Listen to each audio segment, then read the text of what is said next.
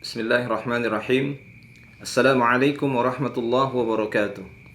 Alhamdulillah wassalatu wassalamu ala Rasulillah wa ala alihi washabbihi ajma'in, amma ba'du.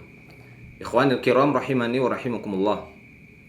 Terkadang di dalam acara walimatul urs atau pesta pernikahan dari sebagian kaum muslimin terdapat kemungkaran-kemungkaran di dalamnya. Di antara kemungkaran yang sering terjadi, yang pertama yakni adanya khamar yang dihidangkan di sana. Dalam sebuah sabda Nabi SAW, beliau bersabda, "Man kana yu'minu billahi wal yawmil akhir, fala yajlis ala ma'idatin yudaru 'alaiha bil khamar." Rawahu Tirmidzi. Beliau SAW bersabda, barang siapa yang beriman kepada Allah dan hari akhir, janganlah dia duduk di sebuah meja hidangan yang padanya diedarkan khamar. Maka ini termasuk kemungkaran. Di antara sebagian pesta pernikahan ataupun walimatul urs, di sana ada khamar. Kemungkaran yang lain yang kedua, terjadinya ikhtilat, campur baurnya di acara pernikahan tersebut, di walimatul urs tersebut, di pesta pernikahan tersebut antara laki-laki dan wanita, sehingga satu dan yang lain saling memandang.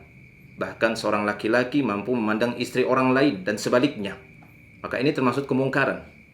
Hendaknya sahibul walimah memisahkan antara tempat laki-laki dan tempat wanita. Nabi kita SAW telah mengarahkan hal tersebut, di mana kita ketahui bersama di masjid Nabi SAW beliau tidak membiarkan terjadi ikhtilat di dalam masjid ataupun di luar masjid. Ketika di dalam masjid Nabi SAW mengatakan, khairus sufufin nisa akhiruha wa syarruha awwaluha. Sampai-sampai beliau SAW mengatakan sebaik-baiknya saf para wanita itu yang di belakang, yakni memulai dari belakang, supaya tidak terjadi ikhtilat dengan kaum laki-laki yang di depan. Dan seburuk-buruk safnya para wanita yaitu yang ke depan, karena akan terjadi percampuran, ikhtilat, dekat. Demikian juga saat di luar masjid, ketika Nabi SAW mendapati di sebuah jalan menuju masjid, di sana terjadi percampuran, ikhtilat, campur baur antara laki-laki dan wanita.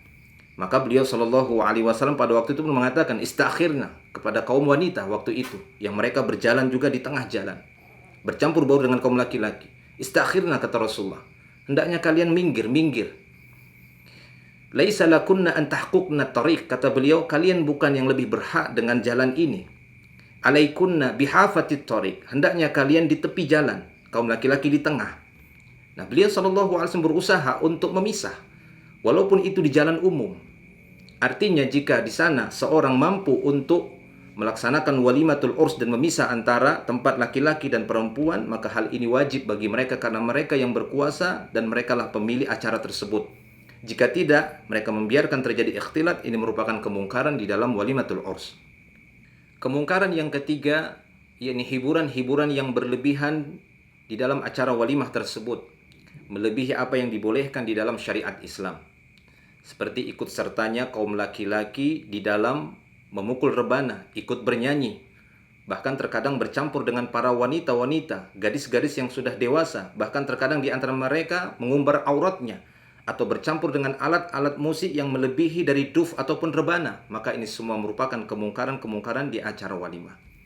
Apabila ada kemungkaran-kemungkaran tersebut di sebuah acara walimah, maka bagi orang yang diundang memiliki beberapa keadaan seperti yang dijelaskan oleh para ulama. Karena pada asalnya orang yang diundang wajib untuk mendatangi walimah tersebut.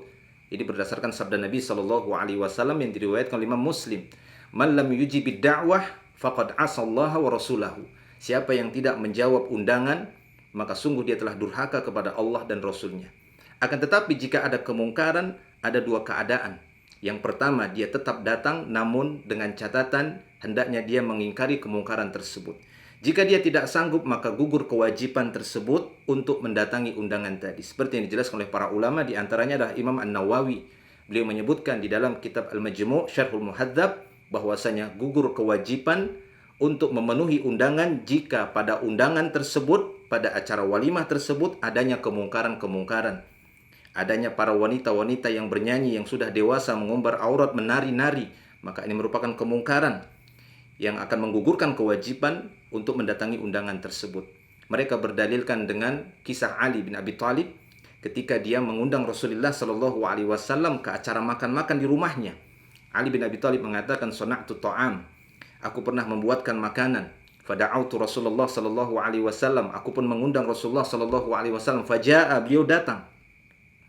Faro'a fil bait tasawira. Tapi beliau melihat di dalam rumahku ada gambar-gambar makhluk. Faroja'a. Beliau langsung pulang. Maka Fatimah waktu itu memerintahkan suaminya Ali untuk mengejar beliau, untuk menanyakan apa yang menyebabkan beliau pulang. Ali pun mengejar beliau sallallahu alaihi wasallam. Seraya bertanya, apa yang menyebabkan engkau pulang wahai Rasulullah? Maka Rasulullah sallallahu alaihi wasallam mengatakan, innahu laisa li an adkhula baitan muzawwaqa. Sesungguhnya aku tidak pantas memasuki rumah yang ada gambar makhluknya. Maka kata para ulama berdasarkan dalil ini, apabila di sebuah acara walimah, acara makan-makan ada kemungkaran di sana, gugur kewajiban bagi kita untuk mendatanginya. Silahkan mendatanginya dengan catatan untuk mengingkari kemungkaran yang ada di dalamnya. Semoga menjadi ilmu yang bermanfaat. Wallahu a'lam bishawab. Akhiru da'wan alhamdulillah. Assalamualaikum warahmatullahi wabarakatuh.